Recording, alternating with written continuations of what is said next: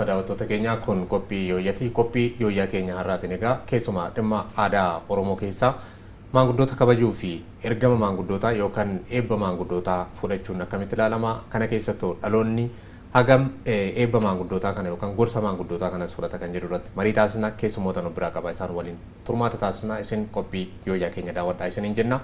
Ulfaadhaa galatoomaa baga nagaan dhuftanii maqaa keessan daawwattoota keenya wal baraa.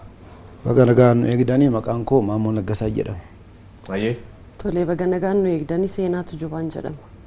Ayyee irra deebuun galatoomaa baga nagaan dhuftanii isiniin jenna. Egaa dhimmi irratti mari'annu keessumaa Oromoon aadaa qaba, safuu qaba jedhama. Haa ta'u isa keessaa tokko maanguddoota kabajuu akkasumas immoo maanguddoonni dhaloota gorsuudha. Dhaloonnoo hagam gorsa maanguddootaa kana fudhata. Kaleessa maal fakkaata? Har'a maal fakkaata kan jedhu irratti marii waliin ni taasisnaa. Mee isinirraa jalqabna. Maanguddoon gaafa dhaloota gorsu akkamitti gorsa? Eegaa gaariidha. Maanguddoonni dhaloota innaa gorsanii daandii rabbii, daandii waaqaa, daandii dhugaa isa safuu qabu, isa yakkarraa fagaatee gorsa dhaloota. Maanguddoonni dur ogguma namalleen araarsan akka fudhatan obbira teechisaniitti ijoollee ergachaa, ijoolleen dhaggeeffachaa, akaakileen keenya akaakayyuun keenya haala kanaan kan dabarsaa duudhaa kana fidachaa asiin gahaa jiru. Duri ilmi gorsa abbaa hin dhagaa, ilma ofii duwwaa odoo hin taane abbaan an ollaati illee hinuma gorsaa. Gorsi kun waan gaariidha. Daandii rabbi jedhurraa hin fagaatinaa, daandii dhugaatirraa hin fagaatinaa, daandiirraa hin bayinaa. Heebba fudhadhaa, heebbi suni isin milkeessaa. Raftan abjuu gaarii agartanii, abjuun teechan isiniin milkooftii. Namni waan facaasee hammataa, waan gaarii lafa godhaa, gorsa jaarsaa dhagaa. Gorsi jaarsan jedhamu harrabbi jedhu, harrabbi waaqni jedhu. Waaqni maal jedha? Hin hatinaa jedha, hin sobinaa jedha, waan namaan barbaadinaa jedha, soba ragaan bayinaa jedha.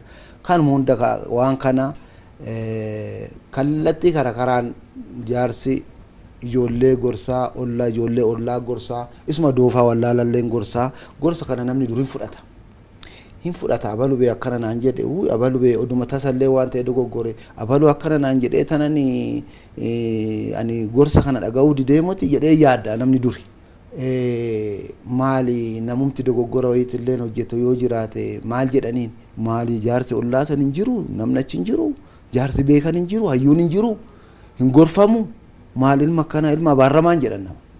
Waan kana ta'eef aadaa gurguddoo, aadaa nageenyattilleen, aadaa walitti dhufeenyattilleen guddistu aadaa akkasiiti duran ture. Ammaan tana gaa dhiibbaa gara garaa kanaan namni gorsa kanarraa fagaate. Dhiibban kun amma hin jira. Aadaan biyya alaatti dhufe kara fiilmii ilaaluu kanaanii umurii malee fiilmii isaanii laalanii safuu keenya safuu wal kabajuu, ilmi abbaa kabajuu, ilmi ilma hangafa ofii kabajuu. Jaarsa manguddoo duri fardaan innaa deemu namni daandirran teechu ijoolleen teenyulleen hin kaananu. Anu umurii keenya nan beeknu gaan dhaqqabne beekaa. Waan kana ta'eef amma kanarratti xiyyeeffatamee waan hin hojjetinii nu jalaa hir'achaa dhiibban akkuma badutu kallattiidhaan taasifame fakkaata. Dhaloota bade jedha amma dhaloonni amma na dura abbaa kiyyaan calqabee dhaloonni lama hambade jechaan dhaloonni kuni gorsa fudhanne, dhaloonni kuni karaarraa badee, dhaloonni kuni safuu wallaalaa jira. Haadha dhalteen kabajuu, abbaa dhalteen kabajuu, jaarsa ollaan kabajuu, manguddoon kabajuu, seeralleen hin kabaju. Seera manguddoon itti maa jirtu kuni seera. Waan kana ta'eef haala kanaan xiyyeeffannoo odoo ittiin kennin safuun cabaa. Jaarsa gorsa fudhachuu diddaa yoo deeman kana maaltu dhufa? Gorsa waan hin qabneef namni gorsa hin qabne maalirra oola? Dogoggorarra dhaqa. Hin dogoggora. Dogoggorri sun immoo cimaa deema. Dogoggorri sun immoo har'arra boru bal'achaa deema. Inni itti dogoggora hojjetu san immoo hanbiraa cinaadhaan laaleet isuma hojjeta. odoo gorsa dhaga'e gorsuma san sunis sanitti dabarsaa deemayyuu ture amma gaa darbee immoo bakki kun bakka bakkatti aadaan amma baadiyyaa keessa batalayyaan karaa arsii kana baay'iseen galateeffadha safuun Oromoo aadaan toora sanitti bal'inaan gadaalleen gaduma laaleen calqabne karaa sanitti qabatamteetu jirti maaliif ani dhugaa dubbachuu fi amma karuma hundaan safuun Oromoo bira jiru kun safeeffachaan Oromoo bira jiru kun duudhaan Oromoo bira jiru kun hayyoon Oromoo bira jiru kun waan lallaafeef namni dhaga'uu dide yoo san. Oromoon safuu safeeffannaa qaba aadaas ni qaba haa ta'u aadaa Oromoo keessaa immoo gorsa maanguddootaa kun kaleessas tureera har'as jira dhaloonni ammam gorsa maanguddootaa kana fudhata akkasumas maanguddoonni maal irratti dhaloota gorsuu qabu. Gorsi dhalootaaf dilbii qabeenya dilbiiti. Sababni isaas dargaggoon waan maanguddoon jedhu fudhatee seeratti hiikachuu danda'uudha qaba hojiirra oolchuu danda'uudha qaba. Yoo itti fayyadame jireenya isaatiif biyyaaf misoomaaf galtee ta'uu danda'a jechuudha. Guddina ta'uu danda'a. Dargaggeessi gorsa dhaga'u dargaggeessi tole jedhee fudhatu jiruuf jireenya isaa irratti bu'aa guddaa fiduu danda'a jechuudha. Darbee biyyaaf ta'a. Namni safuu beeku, namni duudhaa beeku, namni aadaa beeku karaa barbaadamuun guutuu ta'e argamuu danda'a jechuudha. Eebba fudhateera waan ta'eef.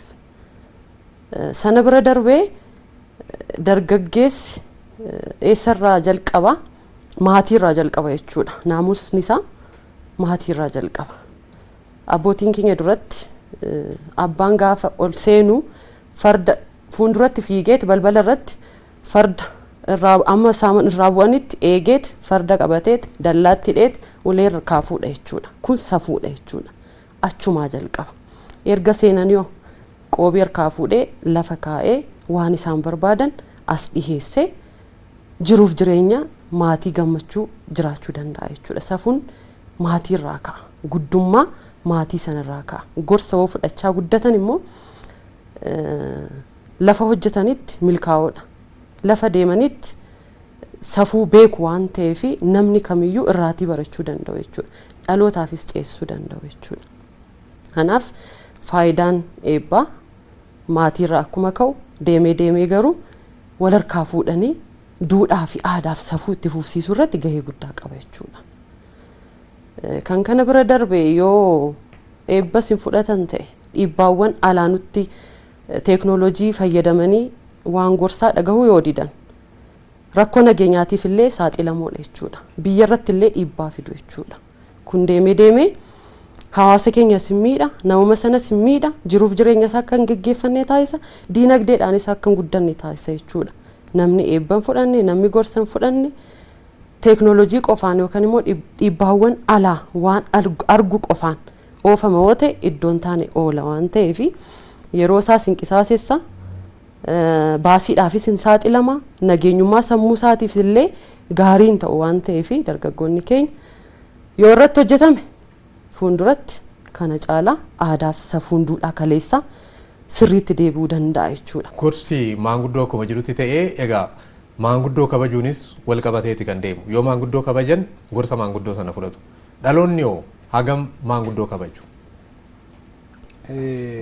Dhaloonni maanguddoo kabajuu irratti xinnaa durii baay'isanii kabajanii amma tana reefu karaa aadaatitti deebi'anii batalayyii qeerroon amma jiru kun kabaja maanguddootti deebi'ee safuutti deebi'ee maanguddoon innaa dhaabbatu bakka teessumaa gallakasanii teechisuun illee eegalamee jira. Garuu kuni itti fufuu qaba aadaan kun waan bu'aa qabuuf ammayyaa'uu moti nama kabajuu dhiisuun ammayyaa'uu moti namni nama kabaju dura of kabajuu isaati. Kabaja namaa kennuun of kabajuudha. Waan kana ta'eef of kabajarraa bu'aa guddaa argatanii amma garuu kuni manguddoon hunduu qixaa kabajaa abbaa kabajaa haadha kabajaa ollaa kabajaa manguddoo kabajaa jennee toon fudhannu maaliif inniti akkuma safuu manaa bareen bishaan mataa yaa warrarraa fudhateeni han kabajee waa hunda karaatti galchee kabajaa itti fufsiisaa jiru hin jira. Inni immoo daandirraa gore abbaa jalaa han hin kaane han haadha safuun kennine safeeffata kan hin kennine kan obboleechumaan gafalleen kan hin safeeffanne safuu jechaan kabajuu jechaadha. Safuu jechaan nama oli jiru waan inni jiru dhaggeeffachuu jechaadha. Waan kana ta'eefi dhaloonni amma garuu calqabamulleen itti fufuu qaba. Karaa ta'een aadaa keessatti hawaasa keessatti barumsi kennamee fi bu'aa akka qabu kabajni wal kabajuun bu'aa akka qabu. Yoo wal kabajani hanumtu hojjetanillee namaan milkaa'a. Yoo wal kabajuu baatan homtuu ergaan fudhanne jechaadha. Ergaa karaa milkaa'inaa hin fudhanne jechaadha. Kabajarraa kaawwan hundu yoo wal kabaje hojumti hojjetan sunillee kabaja argata. Bu'aa biyyaa ta'a. Bu'aa ofii ta'a. Namni akkuma duratti jedhe wanna ta'e ol kaa'an malee ol kaa'atan hin fuudhan jedha Oromoon. Yoo ati kabaja kennite kabaja argatta ofii keetiifuu eenyummaan kee kabaja irratti beekama. Kan kabajamu jaarsin kabajama.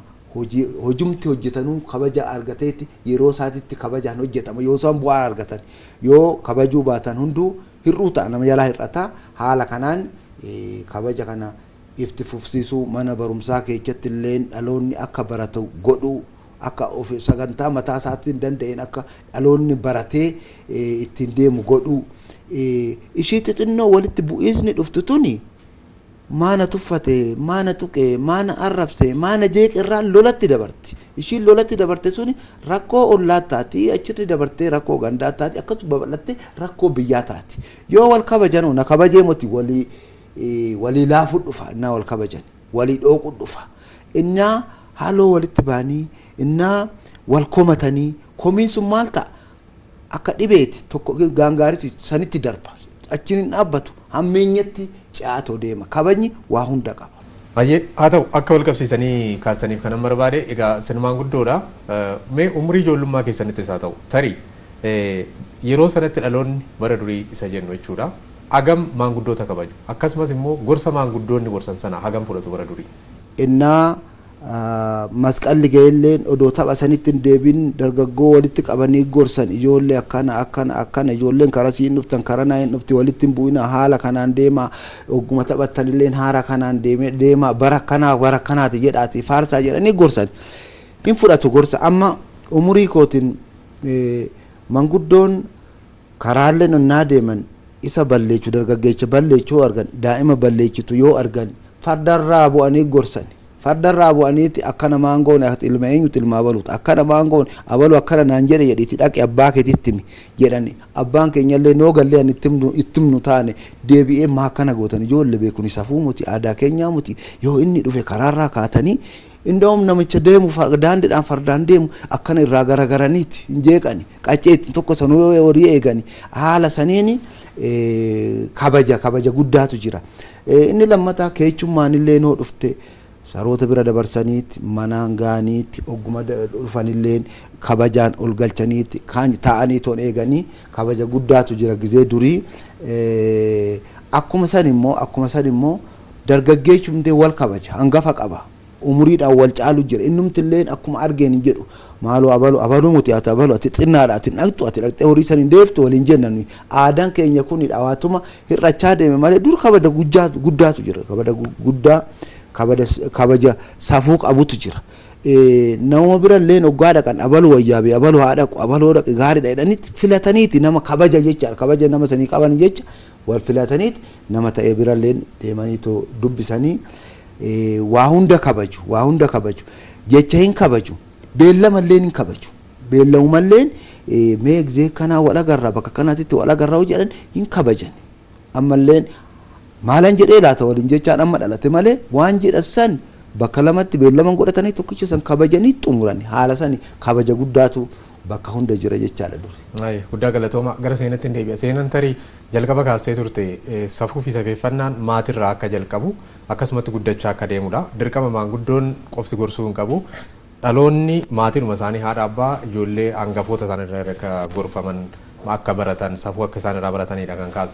Haa ta'u tarii dhaloonni isaan kan kaleessaa kaasaniiru. Ati hoo maal jetta? Dhaloonni irraa gorsa maanguddootaa hin fudhataa akkasumas immoo in kabajaa maanguddoota. Dargaggeessi gorsa fudhatee yeroo ammaa kana amala qabeessa ta'ee waan gorfame sanaan ijaaramee duudhaaf safuu eegee dargaggeessi deemu jira bal'aansaa jechuudha. Maatis dhagahee ollaas dhagahee waan jedhamu hunda karaa tasgabbii qabuun ilaalee na fayyada eebbi maatii koo na fayyada yoo ollaan na ergate na fayyada boru namni waan facaafatu haammata waan ta'eef na fayyada jedhee kan itti fayyadamu bal'aansaa jira. Achi keessaa garuu muraasni kan luka jala nama jalaan fuune jira kan safuu hin beekne jira jechuudha. Kana maalirratti argina keessattuu amma konkolaataa keessatti yoo argina ta'e jaarsoliin yoo konkolaataan guute jaarsoliin hin dhaabbatu dargaggeessi hin ta'a jechuudha. Kun tootaalii duudhaa bade jechuudha. Aadaa bade jechuudha. Safuu bade jechuudha. Kana dargaggeessi keenya beekee namni maallaan jedhaan waa guddaadha. Namni sammuu isaa hin hojjete jechuudha. Namni maallaan jedhe jedhee ofitti deebi'ee waa yaaduu danda'u tokko sammuu isaa hin hojjeta.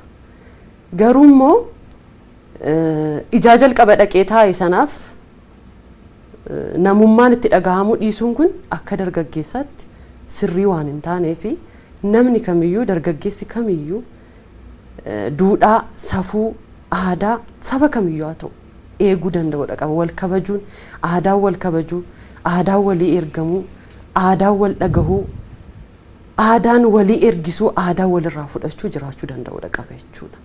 Sanaaf guutummaa guututti hin jiru jechuus hin dandeenyu jira jechuus hin dandeenyu garuu immoo hojii guddaa akka nu gaafatu. Gorsoo hin fudhatu maatirraa isaa ta'u maanguddoota isaa ta'u ollaarra isaa ta'u dhaga'uudhaaf firii qaba dhaloonnarraa. Tole dhaga'uu irratti rakkoon hin jiru hojiirra oolchuu irratti garuu rakkoon jira. Namni kamiyyuu hin dhagahaa hin fudhata garuu karaa tokkoon dhaga'ee karaa tokkoon immoo hojiirra oolchuun hin jiru jechuudha.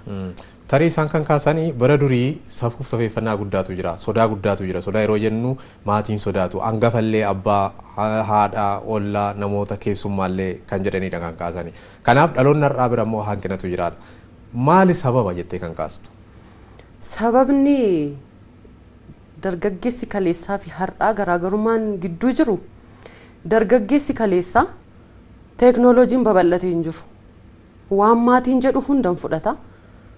Shira of keessaan qabu qulqullummaa qaba. Waan jedhame hunda hojiirra ni oolcha jechuudha. Ergamuurraa kaasee ollaan oollolee ollaatu adda baasa jechuun gidduu galee araarsa jechuudha. Ilma koo maaliif rukutte intala koo maaliif rukutte jechuun hin jiru duratti jechuudha. Amma garuu namni walirratti dhufee lola xiqqoo guddisuun walirra deemuun kun maalirraa ka'a?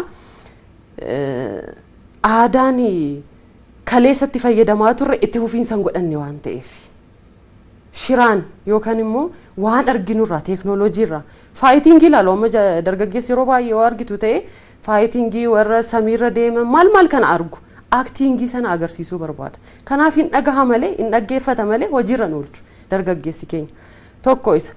Karaa biraatiin inni amma faayitingii ilaalu dhiibbaan biyya alaa isarra jira jennu suni karaa gaarii fi karaa pozitiivili hubannoo ta'e hojiitti jijjiiruunis hin danda'ama karaa gaarummaa.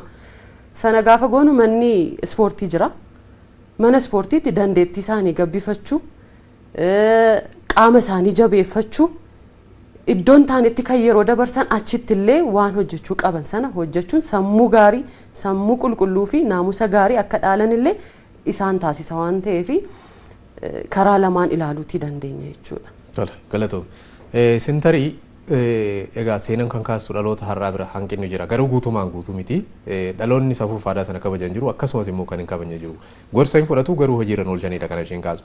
Tarii gama keessaniinoo maaltu kanaaf sababa tarii maanguddootu dhaloota gorsuu dadhabe moo maatitu haala itti ijoollee guddisu aadaa sana kabachiisee safuu sana beeksisee guddisuu dadhabe moo rakkoon jiru maali jettu se? Rakkoon jiru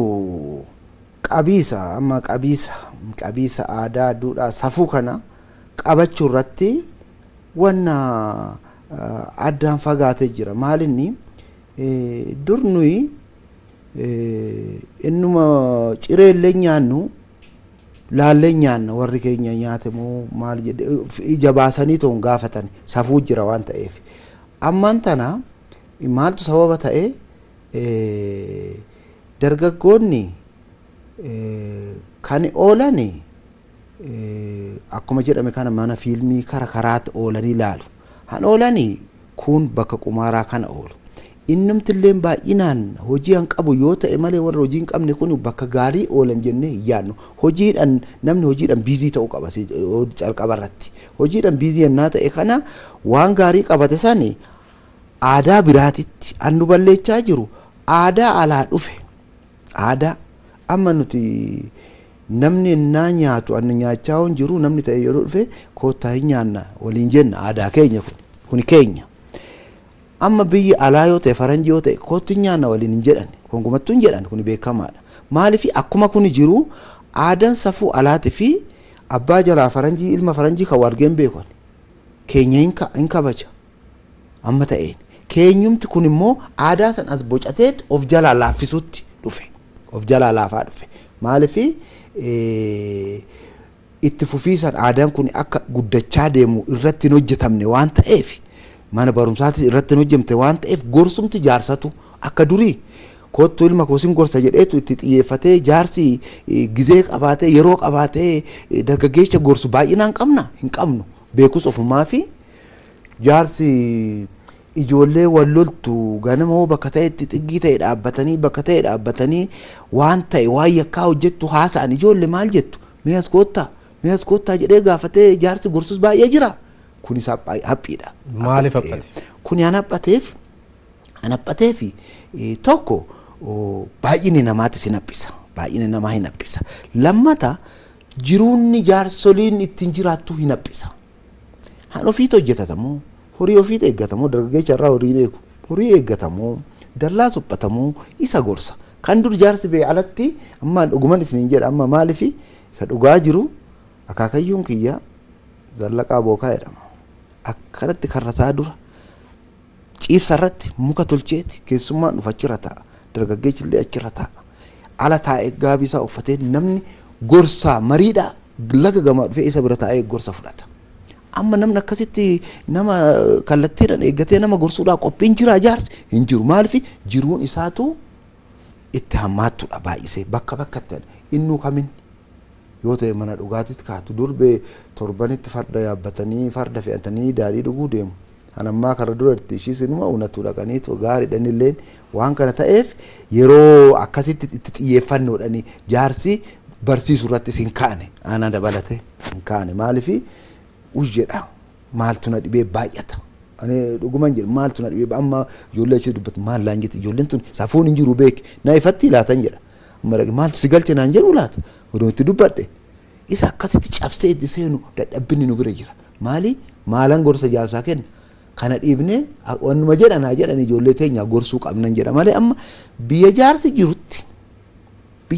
jirutti dargaggeechi walitti ba'ee wal lolu safuu keenyaa muti aadaa keenyaa muti ishi har'a walaa lolani burganama durbee walitti biyyi xurumbaadha wal yaameeti maaloo ijoolleen abaluu wal gufatte kinoo bakka kanaatitti bakka dabootitti bee bakka tokko teechee farsoon dhugdu bakka tokko taa'anii bee mee hin araarsane dubbii isaanii ilaalla jaarsi hin jiru jedhanii wal yaamaniiti araarsa jaarsi duri an ammaa kana godhaa dadhabbiin hin jira jaarsa biras haaluma kallattii ijaan agarru kanaan maaliif ofirraa kaasee ilaalchuma kootuu yoo laalu han akkaman firaa ta'een gurbaan iftu jedhaan isa natti hin dubbanne isa naan hin lolle isa naa dhaga'utti malee naa dhagaye jedhee ittiin dubbadhu beeki kana waan ta'eef haala kanaan xinnoo addaan fageenyinni waan jiruuf jabeeffatanii gorsa san sirriitti hin dhaga'ani garuu ammaan tana haala amma jiruun kanaan amma qeerroon keenya haayesoo jedhani akka duraatii moti xinnoo dhaga'uu qabe karaa irratti galuu qabe malee jaarsa maalittu lakkaa'ani amma gizee juunta sananii dhuguman jedha jaarsa baafee innaa hiriira deemtu innaa irreecha deemtu lafaan naaniitti mootiin bira darba sigiksanii amma kun jira hin jiru bee bakkuma irreechaa kana laala manguddoo darbaa jechaa jiru maali kun karaatti deebi'aa jirra waan akkana mul'achaa jira kana jabeechuun nurraa eegama.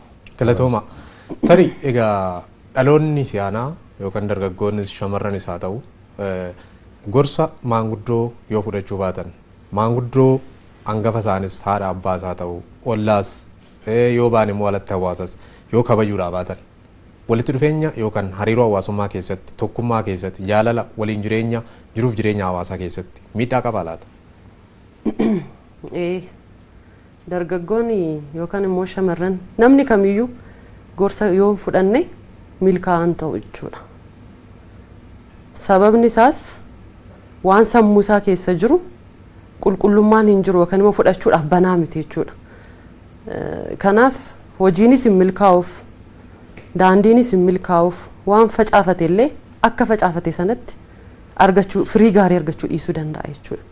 Kanaaf gorsa maanguddootaa fudhachuun keessattuu aadaan safuuf safeeffannaa jira jedhee namni hin yaanne milkaa'aa miti jechuudha. Oromoon aadaadhaan bula, safuudhaan bula, duudhaa qaba, milkii laallata. Namni sana bira darbee deemu immoo ni gufata jechuudha. Fagoon deemu. Eebba malee namni kamiyyuu karaa dheeraa deemuu hin danda'u. Karaatti hafuutu yoo sanyiin illee siin margiin yoo jedhama ta'e abaarsa hamaadha jechuudha. Maanguddoonni keenya yoo eebbisan ni qaqqabsiisu, yoo abaaranis ni qaqqabsiisu. Dargaggoonni keenyas kana beekanii waan maanguddoon jedhan fudhachuu, dhagahuu, yoo fudhachuu baatan immoo gufachuun jireenya isaanii irratti illee dhiibbaa akka qabu, nageenya biyyaatiif illee dhiibbaa akka qabu beekuu danda'udha qaba. Walitti dhufeenya hawaasummaa irratti dhiibbaa maalii qaba? Walitti dhufeenya hawaasummaa irratti walii darbuun hin jiru taanaan fakkeenyaaf nageenya irratti rakkoo uuma. Hawaasni tokko wal danda'ee waliin jiraachuudhaaf wal dhagahee waliin jiraachuudhaaf waan sirrii keessa isaa yoo jiraate wal dhaggeeffata. Wanti sirrii yoo keessa isaa jiraate safuu sana hin cabsu. Yoo walitti bu'iinsi jiraata ta'e immoo wal dhagahuun hin jiru taanaan dhiibbaan walii galteerra gahamu suni deemee biyya diiga jechuudha. Kan akka hin taane hawaasni keenya, dargaggoon keenya, dubartoonni keenya marti walii galuun alaa galuudha. Isa jedhamu sana qabatee deemuu danda'udha qaba. Galatoom. Tole haa ta'u isin egaa kan kaleessaa argine irraa kaleessa kana fakkaata aadaan Oromoo dhaloonni kaleessaa akkasitti gorsa maanguddoo fudhataa akkasitti immoo maanguddoos kabajaa maatis akkasitti kabajaa inneera kanarraas ilaalleerra hanqina jirus dhaloota kana gidduu ilaalleerra maaltu furmaata jettu? Jaarsa jechaan hayyuu jechaan qaalluu jechaan beekaa jechaadha waan biraatii miti. Jarreen kuni gahee isarraa eeggamu lafa kanarratti addunyaa kanarratti tan tokko beeku tokko hin beeku kan tokko beeku tokko hin beeku waan ta'eef nama hundaammoo walitti guutuu waan ta'eef hunduu wannuma harkaa qabuun hawaasa ofii gorfachuu ijoollee ofii gorfachuu maaliif amma namni itti ammayyaa deema malee itti doofamaa toon deemu amma nuti kam galateeffannaa jira isa kaleecha darbe galateeffannaa jira maaliif namni waa walii dhaga'uuf amma jarrin duratti jedhe kun qaalluun hin jira hayyuun hin jira jaarsi hin jira beekan hin jira gadamoo wajjin hin jira jarri kuni way dabarsan umurii isaaniitiin isaan barsiisota kana warri barsiisonni kuni waraqataan hin qabamin malee maastireetii BH harkaa qaban kuni beekuma isaanii dhaloota kanatti dabarsu beekuma kam beekuma bu'aa qabu dhaloonni kun immoo irraa fudhachuu dirqama isaati maaliif macaafa tokko namni beekan tokko waan dabarse qaba umurii isaa keessatti gadda dabarsee gaarii dabarsee yaraa dabarsee waa hunda waan dabarseef isa immoo ilma ofiitirraa ka'ee mana ofiitirraa ka'ee tokkoon isaa mana ofii sirreessuu isa yoo sirreessee gadilleen bahu sirreessuudhaaf yaala namni sun sammuu isaa keessatti han fudhate amma nama doofaa tokko barsiisuurra nama haaraa dhalchuu wayya dhuguman jedhaan maaliif namni doofan tokko sammuu isaa keessa wanni dursi wanni badaan taa'e isa keessa haquun rakkina guddaadha yeroo fudhata yeroo baay'ee fudhata haaraa sunoo isa waraqata adiidha dafee sirraa fudhata isaan deemu waan kana ta'eef nama jajjabaa waan qabnuuf kun karaarraa angoree waan jiruuf kun karaarraa jiru waan jiruuf burree waan ta'eef nama kana kallattii jiruun gorsuu hayyoonni jirtu gorsuu qabdi bakka jiranitti gorsuu waldaa irratti gorsuu bakka walitti dhufan bakka amantaatitti gorsuu wal gorsuu maal gorsan hawaasni jaalatu kan rabbi jaalatu isa dhugaa dubbachuu isa soba wayii dhuganii wayii birrii fudhatanii soba ragaa namatti ba'uun kun aadaa keenyaa miti. Abalu bee dubbiin akkana akkamii maal fakkaatu dhuguma beekan sana haasa'u inni itti dhugaa dubbate hin ci'a inni itti dhugaa dubbate waan gaarii lafa godhate rakkina hin qabu soba dubbachuu dhiisuu amma walitti bu'eecha hanfidu kuni maaliif soba hanna kuni maal fida amantaa wal dhabsiisa abdii namarraan qabu namni waan kana ta'e ijoollee walitti buute taanaan ollaa kiyyaa walittan bu'an an ollaa kiyyaa walitti buunan rakkina hawaasaa ta'a walitti qabamee haalli kun waan kana ta'eef tokkoon keenya rakkina hawaasaa jettuun rakkina biyyattii jechuun rakkina koo waan taatuuf waan tokko noo qooddanne waan nu geechuuf hundi keenya hannurraa eeggamu waan gaarii barsiisuu ilma koo waan gaarii dhiisuun immoo gaaruma laalaa wanni tokko miidhamaniitilleen haloo ba'uurra waan fala san deebisanii baasuurra dhiisuun gaariidha. Rabbis kanuma jaalata. Yoo dhiifte maaltu dabalamaa deema? Jaalala dabalamaa deema isasi hamaa sanirraa illee kara biraan eegin isuma sitti hamaa hojjete san jaalala itti dabalaa deemta. Xumura irratti seenan waan itti dabaltu dhaamsa yoo qabaatte. Ani dhaamsana ni qabu. Namni kamiyyuu keessattuu abbootiin keenya maanguddoon keenya qabeenya dilbii uumamaati. Waan isaan nu dhaalchisanii yoo deemne bu'aa guddaa qaba jechuudha. Dhaloonni amma jiru carra qabeessa. Sababni isaas beekoo qabna, hayyuu qabna, dandeettii dilbii warra qaban irraa barachuuf yoo fedhii qaban, eeyyamamaa yoo ta'an, sammuu banaa yoo taasifan, barannee dhaloota dhaalchisuu qabna ergaa jedhuun qaban. Dhaloonni dhaalu kunis immoo dhaloota biyyaaf ta'u, dhaloota ofiif ta'u, dhaloota maatii isaatiif ta'u, dhaloota diinagdee uumuu danda'u sana horachuu danda'uudha qabna. Kana ta'uudhaaf immoo sammuu banaa laphee qulqulluu nama dhaga'ee hojiirra oolchu ta'uudha qabna waan jedhuun ergaa qaba. Furmaata bal'aa waliin taasisneef lamaan keessanuu guddaa ulfaadhaa galatoomaa isiniin jenna. Galatoomaa isinis jiraadha. Ayyee kabajamtoota daawwattoota keenya qophii yooyyaa keenya har'aatiin egaa maanguddoota kabajuu fi gorsa maanguddootaa fudhachuu irratti kan xiyyeeffate kan amma yoonaa ture kan daawwattan kana fakkaata waan waliin turtaniif guddaa ulfaadhaa isiniin jenna qophiileen keenya kan biroo itti fufuu turmaata gaarii.